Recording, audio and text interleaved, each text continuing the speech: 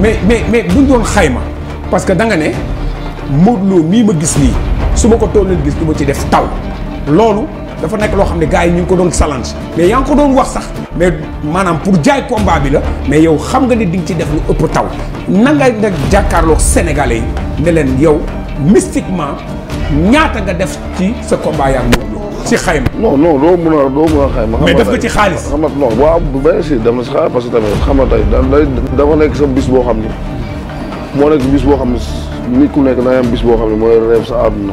mooy bésu. waaw mooy sa combat royal. nekkul wallaahi fu ma waroon dem yëpp nekkul tey bugguma di wax dara loo xam ne après si lamb waaye tey man Modou Lo dama mës a gëm ni man su may bëri moom du ma takk dara barke Serigne Saliou Mbacké. loolu nga mës a gëm. waaw parce que dama doon xool mbër yi ku si bëri moom doo takk.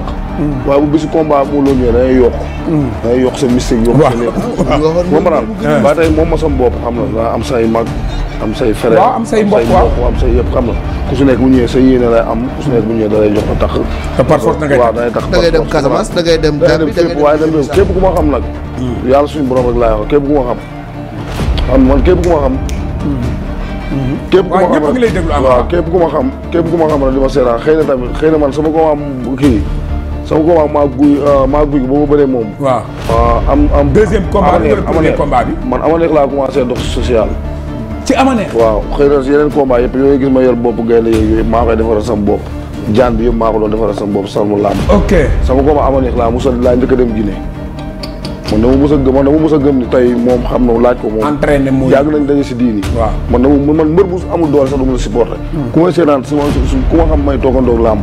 mbër boo amul doole doole ngay privilégié waaw doole laay privilégié.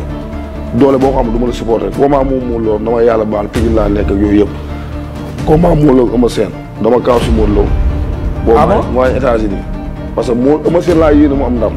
waaw Eumeu Sène laa bëgg mu daan. ñu ngi lay dégg Sénégal yi Modou Lo ba mu jógee États-Unis moom ak Zos dama xool Modou Lo rek ne sama xaaxaa ma teg ko si Modou Lo. ok man làmb dama mës a gis espoir. maanaam da nga privilégié doole. doole ba pare liggéey waaw doole ba d'abord après man sama combat bu desee 15 jours laay jug ñëpp xam nañ ko.